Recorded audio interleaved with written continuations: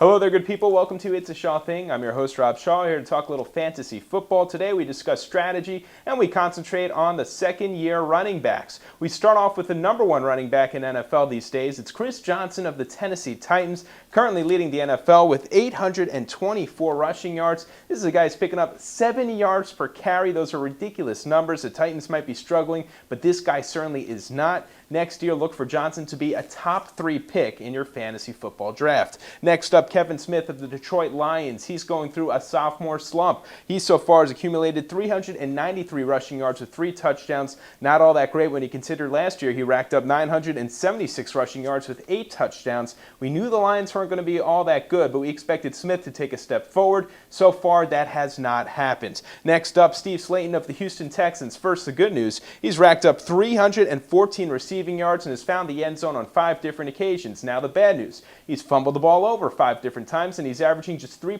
yards per carry. Most recently, Ryan Moats outperformed him against the Buffalo Bills, so at this point, we're not even sure that Slayton's going to get a start next weekend. Slayton right now, don't want to drop him, but his value is certainly down when compared to his rookie campaign when he racked up over 1,000 yards rushing. Next up, we're talking about Ray Rice of the Baltimore Ravens. Last year, he never found the end zone because of guys like LaRon McClain, Willis McGahee. This year, he's found the end zone so far 5 times. It's not because he's getting the ball at the goal line. It's because of his big play ability, which explains why he's racked up 874 yards of total offense so far this year. This is a kid who's been a sophomore star. Next up, Matt Forte of the Chicago Bears. He's been a sophomore slump so far. 408 rushing yards, pretty bad when you compare it to 1,200 plus rushing yards last year. He's barely finding the end zone. He had 8 touchdowns last year, just 3 this year so far. And we finish up with Jonathan Stewart of the Carolina Panthers. So far, pretty much on par for what he did last year. It's very simple. He's the second running back in the system for the Carolina Panthers behind DeAngelo Williams. So on that note, he's got 360 yards so far rushing.